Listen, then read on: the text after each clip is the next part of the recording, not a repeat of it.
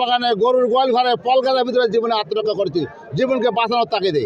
আমাকে দুইবার হ্যান্ডকাপে ধরে নিয়েছে সাতক্ষীরার তৎকালীন মঞ্জুর কবির পুলিশ সুপার মহোদয়, ওনার গাড়িতে আমি বোম মারা আসামি।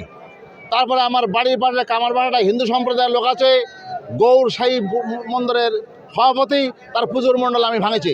এই আসামি ধরে আমাকে নিয়ে আসছে, অনেক নির্যাতন করেছে। আমাদের বাসদিনের অনেক আসামিকে তারা গাছ কাটা মামলা, এসপি গাড়িতে হামলা, গরু বিক্রি করলে টাকা নেওয়া, তরকারি বিক্রি করলে মতো টাকা দিতে হয়েছে।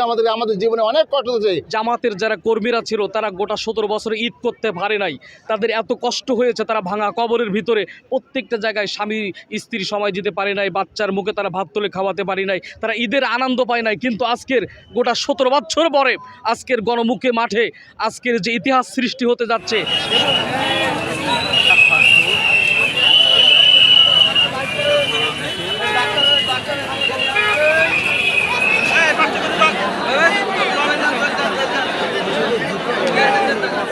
ভাই তোমরা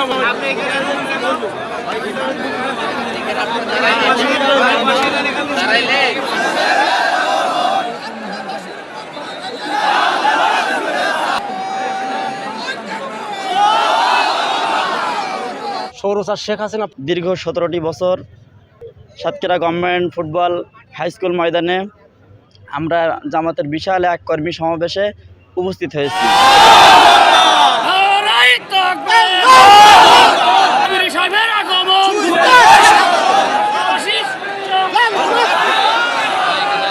আপনারা দেখতে পাচ্ছেন ইতিমধ্যেই সাতক্ষীরা সরকারি উচ্চ বিদ্যালয় মাঠে বাংলাদেশ জামাত ইসলামীর আয়োজনে, সাতক্ষীরা জেলার আয়োজনে ডাক্তার শফিকুর রহমান সাহেবের প্রধান অতিথিতে আজকে এখানে একটা বিশাল জনসমাবেশ অনুষ্ঠিত হবে।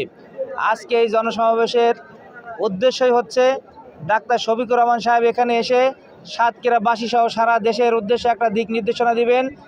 আমরা ডাক্তার শফিকুর রহমান সাহেবের নেতৃত্বে আগামী দিনে একটা সুখী সমৃদ্ধশালী বাংলাদেশ গড়তে চাই। আমরা এই বাংলাদেশে ধর্ম বর্ণ নির্বিশেষে সকলে মিলে ঐক্যবদ্ধ হয়ে একটা সুন্দর বাংলাদেশ করতে চাই, যে বাংলাদেশে আমাদের এখানে কোনো ক্ষুধা, এখানে কোনো অভাব, এখানে কোনো দরিদ্র এই বিষয়গুলো থাকবে না। আমরা একটা সুন্দর বাংলাদেশ করতে চাই, যে বাংলাদেশ বিশ্বের দরবারে মাথা উঁচু করে দাঁড়াতে পারবে।